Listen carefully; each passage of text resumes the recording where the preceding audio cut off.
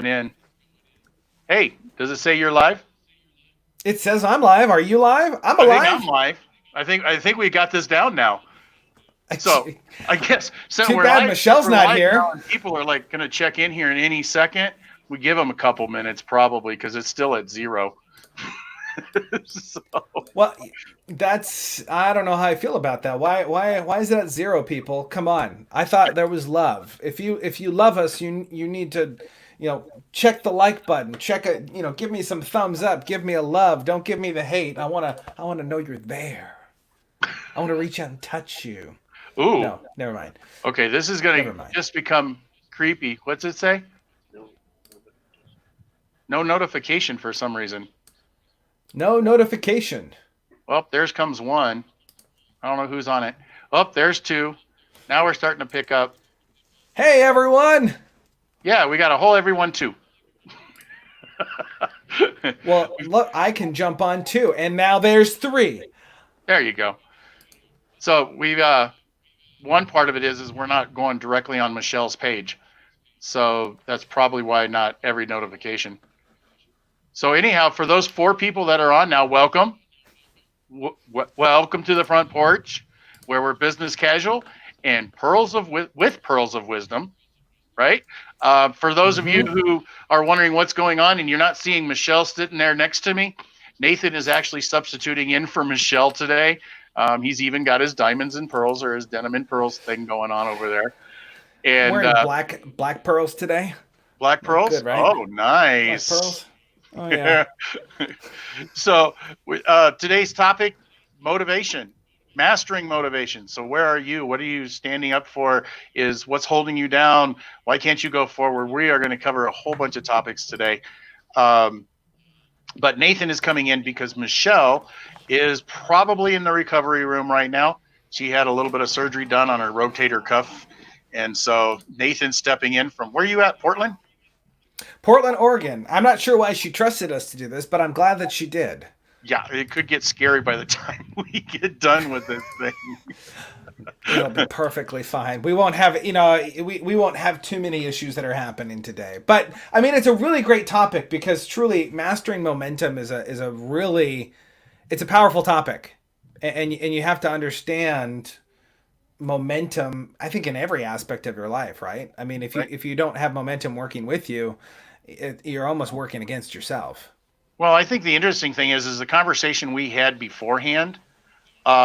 You've got a different perspective on momentum than kind of what I do. I mean, momentum always goes hand in hand with a bunch of different things, and we cross paths on that. But the momentum that you were talking about was completely different than mine. And you've had what 3 days to think about this, 3 days, 5 minutes, whatever you want to say. right? Right. And I think I took 20 minutes to figure it out. And I don't even know where the topic came from, but I think it's a great topic, especially when we're talking about where we're at today. And sometimes, when it Mm-hmm. comes to business, we've got, well, not just business, but our personal lives, we actually have to move forward. We have to keep moving forward. And when something slows us down, how do we go forward from there?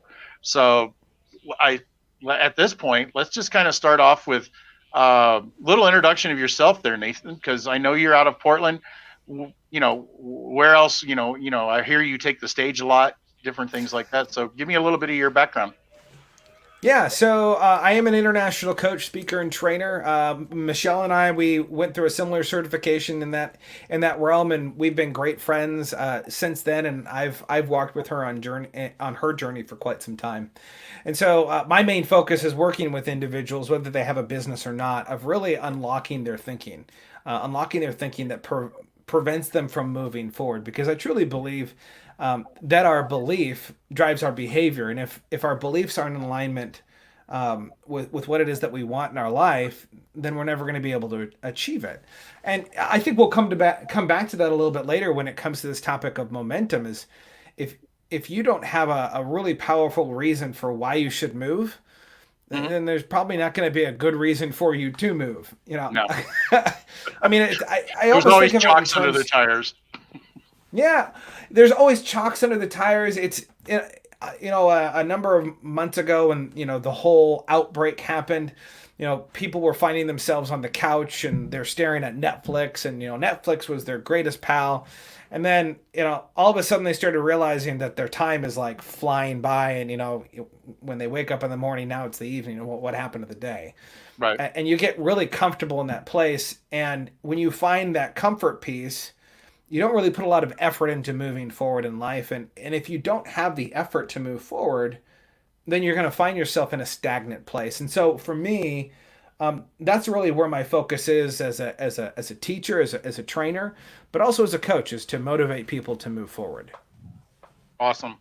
So what kind of put you into the realm of speaking and stuff? What motivated you to do that? As if we're using motivation here, and momentum. What motivated you to get up on stage? A lot of people are scared to death to do that. Yeah, what motivated was, man, I like bright and shiny things. And if I Squirrel. can be that bright and shiny thing, I want to be in that position, right? And so I went through training. I didn't even know that people got paid to speak. That was the world that I was coming from. Right. And so it's like this whole new world of like, oh man, like you could get up on stage and you could speak to a number of people and you could influence people to change their lives, to better their lives. And so I started diving down this path. And after becoming a John Maxwell team certified coach and trainer, after doing that, I jumped into Toastmasters. I did a lot of speaking all around. Even going to a couple different countries, of speaking in different countries. And Oh, cool. um, That doesn't as give you a I language barrier of anything, or do you know not if like you have a yeah? translator. Oh, really? Yeah, That and gives it is different. how It does is. that is it the quality of the translator? I mean, how do you get the feeling, the emotion across with a translator? Is that possible? I presume I it is think because you're doing it, but I think it all depends on connection. I've met people who have worked with translators before, and they say, "Oh my gosh, like it was the hardest thing that I've ever like." They just didn't convey the emotion and those different types of pieces. And for me, in my own personal experience, I mean, I've been a teacher for a long period of my time. When I went into my career, what I'm doing right now, it wasn't the first time that I've ever spoken. I used to teach martial arts classes for like 18 years before I got to this point of what I'm doing. right, And so for me, it was a natural transition to do this. But what I found is that you have to coach people. You have to coach people to let them know of where you want them to go. You have to have a really good vision of where you want them to go. And so when I was working with a translator, I'd say, hey, um, I want to get to know you a little bit better. Let me know who you are. I want you to feel natural. You don't have to do exactly what I do, but I want you to convey the same type of feeling that I have. And as I would pour into them and love on them and care for them, I started to notice that they would start to respond in the same way that I would convey my message. And right. it was all because I took time to connect with them. So I think that was a big thing for me, to understand how to work with someone in a different language. Because I really do think that if there is a barrier, emotion can help to cross that bridge. Right. Now we were talking way before when before we got started and actually went live. Um, I'm looking. We're talking about motivate or momentum. I think Hmm. motivation and inspiration are really one of those things that help you determine whether you're going to move faster, if you're going to move slow. So part of I mean, I don't want this to be an interview. That's not what we're really here for. But I feel like I need to ask you all these professional questions, But I also have to give the fact that momentum it comes from, yeah, momentum. It comes from motivation and inspiration. Sometimes it's temporary, sometimes it's not. Uh, One of the things that I was talking to my son about earlier today, he brought up the COVID thing with like farmers and, Hmm. farmers were all over this thing and business was good and they were putting their crops in and taking their crops out. And I don't know all the details, but all of a sudden, now they can't do that. I guess there's areas where, they have no place to sell their stuff. I know there's a lot of stuff in the background where they've tried to take care of that with, different countries and the like. But as that farmer, how do we inspire or motivate anybody to keep up the momentum when somebody stabs them in the back and puts a halt on it and throws four chocks under your tires? What, Yeah. where's that coming from? How do we get there? And I think some of it just comes down to, a lot of it comes down to business. You know, can you get through it? Can you survive it? And even if it's a restaurant or what have you, because they keep getting their trucks thrown under their tires too. Um, Hmm. do you believe in what you're doing? I think the inspiration for what your idea is. Do you want to keep up in that business? Because some of it's logic, but some of it's just it's right here. It's internal. Yeah. Do I want to keep up this business and maybe take the fact that I've got to take a loan out, or I've got to go here, or I've got to go there?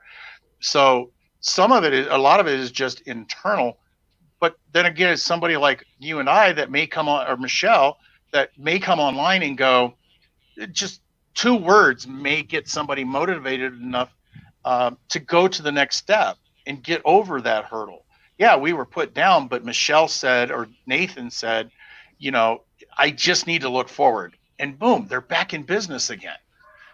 So sometimes that's an inspiration or a motivation. And then I also think that a lot of times it depends on what your end goal is. What motivates you to get to your end goal? What inspires you to get to your end goal? And I know those Hmm. two things are different, motivation and inspiration. But when it comes down to business and keeping your business going, how do you get over those hurdles? How do you get over those chalks? Just what do you do? And sometimes it's just the simplest things, and sometimes it takes a life experience. I mean, if you talk to Michelle, Michelle has got a lot of life experiences that she shares. I mean, for instance, she's not here today, and for her not being here, she would love to be. She lives for it, and I expect to see something come up about 1 o'clock, going, "I'm done." Yeah. When's the next show? Because she's motivated to do such. But how does the normal person keep that up? I guess it's kind of an interview question. But what Yeah. what do you think? I mean, is it the same thing, um, or is it somebody's individual thing because being inspired and being motivated or something, because motivation in my eyes only lasts a certain amount of time. Yeah. Inspiration Inspiration, is an or awesome. my Go ahead. why, or your why, is probably what drives us a little bit farther in keeping up that momentum. Yeah. I think in the beginning motivation is great. Motivation kind of gets you going. It's inspiring and like, oh yeah, I want to get up in the morning. But after you do that so many times, like you start to get a little bit weary. And I find with most people in terms of the topic of momentum, like I think of it in terms of like a truck, like a big diesel truck that that you're moving some really heavy equipment around. It requires a lot of effort. It requires inspiration. It requires a lot of movement for you to get going. A lot of gas. And a lot of gas. Oh my goodness, a lot of gas. In fact, it reminds me, when I was in high school, I worked for a roofing supply company. So we delivered all of the supplies, and we would load up these huge trucks. And it was surprising to me, one, how many gears are in the truck, but two, how long it would take to get up to like a normal speed of a car. Right. And it required so much fuel to get up to a specific speed in the beginning. But once you got to that one speed that you needed to be at, whether it was 55 or 65, once you got to that speed, it required less fuel of you. Right. And obviously there's Unless you're obstacles going that come downhill, up. of course. Yeah, and then it requires like no fuel whatsoever. But like with what we're experiencing right now in life, a lot of people have had the brakes pumped in their life, Right. and they've lost a lot of momentum. They've lost a lot of speed. And what gets you moving closer to the speeds that you want? And I think this is where it comes down to the really specific thing that you got to do. You got to do consistent behavior, consistent actions every single day that build your momentum moving forward. It just puts into mind repetition, and I hate the word repetition. I mean, it's good. It's good to have, Yeah. but I think what it is when I was growing, or not when I was growing up, but after we had my son and stuff, he went through some things, and they kept just saying, "You got to have repetition with him. You got to have repetition with it," and that just get ooh.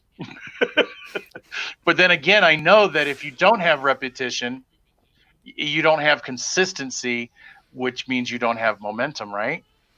Yeah. Well, and consistency, repetition, they're not sexy words, right? It's not like you're not gonna see Nike come out tomorrow and go, "Ooh, repetitive running. Ooh, sounds so great. Like, let's go an extra 15 miles." Like, you don't see an ad on Nike going, "We're gonna go 12 extra miles. Consistency, mile by mile, minute by minute." Like, that sounds awful. It sounds awful. No one would want to do that. Right? However, they But say, does that get into your comfort zone though? Because we always talk about getting out of our comfort zone though. But if we want momentum, we got to have repetition, which means comfort, or doesn't it? yes, yes, and no. Repetition is building on specific actions that are going to pay dividends. So I would say that consistency compounds. You go to the gym the very first time. We've all been there, right? You go to the gym. It's been a long time. You go and maybe you lift some weight. He's like, once, exactly. You go once and you like lift your weights. You go for a run and you're like, that was amazing. I'm set. I'm set for life. That was the best workout I've ever done. And then you don't come back, and then you're like, where are the results? I don't understand. Repetition, it has to build on itself. Consistency builds on itself. And when you're consistent, it compounds. The results that you get compound. But most people aren't willing, like a lot of us, we didn't choose to get to this place in life where someone pushed the pause button, where they pushed the reset button, where we had to exert a lot of energy to get things moving again. And so you have to ask yourself that question of like, is this really worth it to me? Is my business worth it to pour in sweat equity, to put in, some debt, to get a loan, to be able to, have an income fluctuation within pieces? And so Oh, I think there's that's all those. good stuff. But what about the guy that says, "I just want to start my business"? I mean, there's somebody on here now that I know is starting a business. Um, but how do you make that decision when you don't know what licenses you got to have, what different things that you've got to pay for? I mean, these are all tough questions. And one of the things that I noticed with business when we went into the retail stuff, my partner and I, Linda, when we went into that and we went into CK Comics and stuff, I didn't realize all the stuff that goes into a retail store. I didn't Yeah. know that you had to pay a fee so that you could pay taxes. That it's called a business license. you know? Yeah. I'm like, why do I have to do this? And that really can put a damper on that. Okay, well, I've made my LLC, I've got my EIN. If I guess if people are on here don't know what those are those permissions that you have in order to put yourself into business, and your Mm-hmm. tax number is your employee identification number instead of your social security. But when you start going through all of that stuff, it's really kind of shoots you in the foot because you're thinking, okay, they say businesses fail in the first 3 years. Well, I can see why. Because if There's a you lot of want work. the work that goes into it, the paperwork, the time that it takes, the information you have to dig up, the information that you have to make sure is consistent. Because if Mm-hmm. you put the wrong EIN number on this piece of paperwork and on this piece, a different one on this piece, it can screw everything up. And then your accountant has a heck of a time trying to put everything together, and fix it. But there's all these things that happen, and then we get distracted, and that momentum and that inspiration that we had to start that crocheting business or to start that comic book store, or like I brought it up before, I'm a finance guy. What keeps you motivated when somebody says you need to fill out this piece of paperwork? Why didn't you do this 3 steps ago? Because nobody told me. And what I did Yeah. find out too is you can get help from the SBA, the Small Business Administration, which is a governmental program, but there's no checkbox. Hmm. There's no list of that goes out there. Okay, if you're going to open up a restaurant, you need to know this, this, this, this, this. You need to make sure you cover this, this, this, and this. So when you start getting involved with that new business, all of a sudden, boom. Okay, now what keeps me going? Because I want to serve my customers, and I've got the best spaghetti on the planet. And Yeah. everybody tells me that. So I've got to get that spaghetti out there, that sauce out there, that chili out there, whatever your inspiration is. Or I just need to make money so that I can put food on my own table. That's Yeah. going to keep me going in those instances. So I think a lot of it comes down to what is your motivation? What is your inspiration, or who is your motivation and who is your inspiration? But I also think it all narrows down to what we talked about kind of at the beginning is what's your why? Why the Hmm. heck am I here? Yeah, Why am what I drives here? you? Why am I What opening? pushes you forward? Yeah, what I mean, what drives you? What pushes you forward? And one of the really interesting things, like I think of it in terms of like we've all been in that place where you're about to move out of your parents' house, right? You're moving out. The She world kicked is me my out. burrito. I'm a free person, right? And you get to that second month, and you realize that there's some things that you didn't quite account for Mm-mm. in life that you have to pay for. You Right. don't. I mean, no one thinks out when they move out of their house that, oh, I'm gonna have to buy toilet paper. Like, we all had that moment of like, oh my gosh, toilet paper costs money. Right. Oh my gosh, the shower costs money. At one point, you're if you have roommates, you're screaming at your roommates, "Turn off the water! What's wrong with you? Don't you know this is cost us an arm and a leg? That's a spaghetti dinner right there, or a Yeah. ramen dinner, depending on what Yeah. what social class you were in." But we get so focused sometimes. I think we fall in love with the idea of what we want. We fall in love with this perfect piece that we're moving after, and we forget to fall in love with the process. Right. You have to fall in love with the process of the steps that you're going to take. When I went into business, I didn't know what an EIN was. I didn't know what LLC was. Give me some more letters to chew on: ABC, BRB, LOL. You know, Oh yeah. Tons of them. and how do you get over those pieces? How do you get past the unknown? And I think there's a moment where you have to find people that have paved the way, and it doesn't have to necessarily be in your industry, but you can find mentorship with other people. You can go to another business owner and say, hey, I have no idea what I'm doing here. You have a business. What did you do in order to get started? Oh Right. yeah, I got my EIN, I got my business license, and I got business insurance. And they're like, business insurance? What? You have to have business insurance? Why? No What's one that told me for? that. Well, no one tells you any. If you knew half of the stuff that you were going to have to do in order to be successful in your business, you probably wouldn't do it, which is a good reason why you don't know everything. Well, I think we can compare that because when you talk about that, it's kind of like having a child. When you have kids, Yes. we say, "Oh, I'm not going to have kids until I'm ready and I'm financially set. I'm not having kids because there's no way I can do this." So, wait a minute. Oh, you're pregnant? you know, now what do? You step back and you go, okay, now what do I have to do? Where do I start? Oh, we've got to do the nursery and we've got to do this and well, wait a minute. Oh, I have to get them a social security number. Yeah. What do you mean? Well, What do you mean I have to have a crib or a car carrier? what, can't we just put him in the back seat? Well, Yeah, just drop them in the trunk and go. You know, and to uh, Nicholas's point here, like, so you have to ask for help. I think that's a question. So ask for help in the comment section here, and right. yeah, you do. And here's the interesting thing: like, going off of this example of what we're talking about right now of raising kids. If you have no idea how to raise a kid, just take your newborn baby to the store, and you will walk out of that store with like 100 things that people think you should do, Oh yeah. right?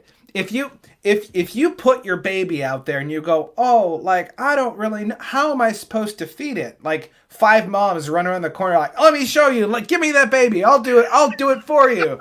Like like people do have this propensity to want to help. But I think most of the times when we're getting started, when we're trying to get momentum and we don't know what to do, we don't want to ask for help because we want it to look like we have everything together. Oh yeah, definitely. It's always mine. And then you got to have to shed that hat, which takes us into a whole nother conversation. Because they're all these hats that you have to wear. You're the accountant, you're the HR person if you've got employees, you're the business owner, you're the person who stocks the shelves. You've got all of this stuff, and as you grow, you've got to shed some of those hats. So I don't Mm-hmm. really want to roll off on track on that, but what keeps you going is you have to ask that question: why am I here? What is my why? Am I doing this for my mom, my dad, my sister, my brother, my wife, my kids, whatever it is? What is the motivation? What is it going to be? I mean, there's a lot of folks that say, I've got to raise money so that I can get my mom out of that apartment or that Mm-hmm. piece of crap, whatever. you know uh, there's just tons of examples, and maybe that's your inspiration, maybe that's your motivation. And going back to what we said in the beginning, maybe you just need to hear it from somebody. One of the things that I'm a big believer in is we hear this business coach and that motivational speaker and that inspirational speaker, and we hear tons of them when we get into this world of business, because we want to find out what the answer is, but we never really realize it until somebody says something in the right tone of voice, or whatever, the timing is just right. Boom, now you've got a reason to move forward, whatever that sentence is, whatever that, the way the person carries themselves. So I sit back and I look at all of these things, that there's so many coaches out there, and there's so many teachers out there to get you through some of these hurdles. But once you're through those or sometimes you don't get over those hurdles because you don't want to listen. You don't hear it. It's like the wife telling you 400 times that she told you that you needed to mow the yard. I only heard it the last time. Now I'm ready to do it. Or in my case, put rock in the yard after 14 years. What was that, dear? Oh, you said I needed to get the lawn done. Okay. you know, but I wasn't inspired Yeah. to do it. I didn't have the time to do it for 14 years. Guess what? I finally heard her. Don't tell her I Well, said and I think it also comes to this piece of, unless we're focused on the areas where we want to improve or we want to develop or we want to get better, even in building our business, if you're not focused on it, you can't build the momentum that you need in order to get the results that you want. Because my father always told me growing up, as I was learning to drive, if you focus on the curve, you're going to go off the road. You always got to focus through. He always say, look through the curve, look through the turn. And right. there's valuable, that's a valuable lesson. When I started riding motorcycles a number of years ago, that was one of the things they taught. They're like, if you see a deer off the side of the road, don't turn and look at the deer, because that's where your motorcycle's going. Right. Like, and it's the same thing in life. It's the same thing in business. Is that there's so many things that kind of come up to distract us. Mm-hmm. It's the proverbial carrot that's like, oh, what's that over there? And then you run over there and you're like, oh, that looks good. Oh, another business. I should try that. Oh, we get so distracted with so many, and that's why starting a business is so hard, because you don't realize how many small little distractions there are, which, and that's why as you continue to build momentum, when you start to gain traction moving forward in life, at some point, if you're building something, if you're building a business, you have to start giving power to other positions. You have to go into a leadership role, that you're empowering others so that you can have more momentum forward. You need more horses, you need more horsepower, and I think a lot of us, we forget that. We forget that if we're building something, if we want to get momentum, sometimes we need to ask other people to come along the ride with us, to be Oh able yeah. to escort us. Right, because it's perspective. It's just like we were talking very beginning. Your perspective of momentum and my perspective of momentum, totally two different things. Which means we can come together, collaborate, and we end up with a good show. I think here. It's great. It's great. I think we did good. I think It's an amazing show. It is. I think we did Michelle well. Well, I did Michelle well. I don't look as good, but I did Michelle well. Well, your black pearls had definitely just kind of took it off. I've got my black pearls out here. I got my black pearls here. All right, so we're sitting around that 30-minute mark. So I think we've got there's a lot of good meat in this video. So if you just stepped in late, please go back, rewind, take a look. There's a lot of good conversation in here, right here from the front porch. I'm in the same place as always. Michelle's not here. Of course, should be starting to come out of recovery and all those other kind of things if she hasn't already. And Nathan is over in Portland, just, hanging out and playing Michelle. So Nathan, I play Michelle really well. Yeah, and if you're listening right now, make sure to go and check out the Facebook page for Gentlemen Pearls. Become a follower. Hold on, time out. I was going to suggest that you tell us a little bit about you and plug yourself, and then I'll close it out with plugging us. What do you think? Okay, we could do that. All right, 'cause I think you're awesome. People need to hear you too. People do. Just today they hear a little bit of you. Maybe they're inspired to go listen to the rest of what you have.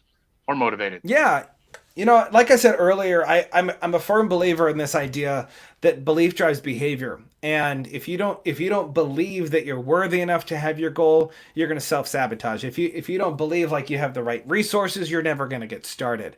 And and really, momentum starts with a belief. It's the belief that there is more, that you can have more, that you can do more, that there's more out there for you. And for me, that's where I focus. That's where I focus in my business is understanding what the thoughts are that people have, what are the beliefs that people have, and moving them to like, I think of it, we've all heard that, like, oh, I've got the butterflies in my stomach whenever I speak. And then people say, well, I Sure get have. all your butterflies and I put them in alignment and I make your butterflies fly straight. That's that's great. I love it. Like, it's a really cool, like, visualization, right? Is there something And it's called the funny to me butterfly because effect here too? I've never seen butterflies get in a straight line and just move. Yeah, no. Yeah, I probably a love I bad love the analogy. analogy, So, but so where but can they? there is So something where to can be. folks find you? What's the best way Yeah, to find you? best way to find me, you can follow me, Nathan Cook. I've got a web page on Facebook, and then you can also go to my website, nathancookcoaching.com. That's a really easy way to find me. Awesome. Because somebody may see something and they need your help, brother. They just need your help. So They do. we are at the 32-minute mark. I think we're going to keep this one a little bit short. I'm Brian with Denim and Pearls. Michelle, of course, is not here today, but she will be back sometime in the future. And we had a great time with Nathan on the show today. So go back, rewind, take a look. Also, make sure that you hit the Denim and Pearls logo up in the top, because I think that'll take you over to our Facebook page. If not, hit us up on Facebook, hit us and like us. Don't forget that. Also, hit us up on YouTube. We need the followers over there. From what I understand, if you get like 200 followers, then you can turn around and actually have your own URL. So you can use the name instead of Ooh. the VIN number for for the for the show. But go over there, like it, support us, make some comments. If you see something that you didn't care for or something that you just love and you want us to know about it, please in the comments down below and all those other things, please look us up. And we will see you guys next week. I don't know what our topic is. Might be Nathan back next week. I don't know. Do you think you Who can handle knows? that if we do that, Nathan? I think I might be able to. I feel like Michelle will bounce back though. I think I think so. I have this feeling she's she's a gonna be on rock the porch star. with her arm in a sling, and she'll be here next week. I've got this feeling. So we'll see what happens. So we'll play it by ear. So thanks everybody for tuning in to Denim and Pearls. And what I say, business casual with pearls of wisdom right here on the front porch. We'll talk to you all later. Bye.